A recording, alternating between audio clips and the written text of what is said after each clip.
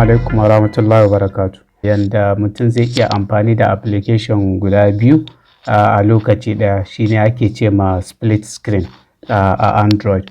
Alal misali a ce ka san wani lokacin kana son ka je application ɗaya ka yi copy na abu ka dawo kuma ɗaya ka yi pasting, sai ka rika ka je gaba ka je baya ko kuma ka je baya ka je gaba. So amma idan kana so a lokaci ɗaya ka buɗe application guda biyu a screen ɗinka kana amfani da su, za ka yi amfani da split screen a Android kamar yadda yanzu zan nuna a wayana.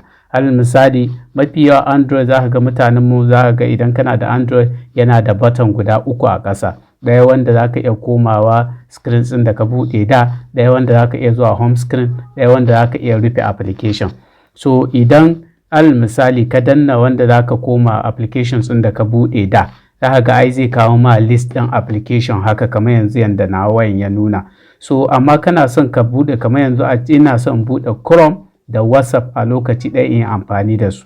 So a ta sama za ka ga kowane application an nuna icon ɗin shi. WhatsApp an nuna icon ɗin WhatsApp a sama, Chrome an nuna icon ɗin Chrome a sama. Idan ina son buɗe Chrome a sama, WhatsApp a ƙasa, sai in danna icon ɗin Chrome. Idan na danna zai buɗe min menu ɗin nan, za ka ga an rubuta open in split screen view. So kawai ina danna shi zai tura Chrome sama. Daga ƙasa kuma zai ce min in zaɓi application ɗin da nake son buɗe a ƙasa, sai in buɗe WhatsApp. So kaga yanzu na buɗe application biyu a lokaci ɗaya, da WhatsApp da Chrome. A tsakiya kuma za ka ga button guda uku. Wannan button ɗin idan ka danna wurin ka riƙe, idan ka ja sama yana nufin ka buɗe na ƙasan gaba ɗaya. Idan ka ja shi ƙasa kuma yana nufin ka buɗe na ƙasan gaba ɗaya. So idan kuma alal misali kamar yanzu da nake amfani da shi, ina iya in yi copy ɗin abu daga na sama, in copy sai in zo ƙasa in yi pasting. Kaga idan na yi haka ba sai na rika wahalan in ce sai na koma ina kon gaba kon baya ba, in je in kwashe na tukun in koma in yi pasting.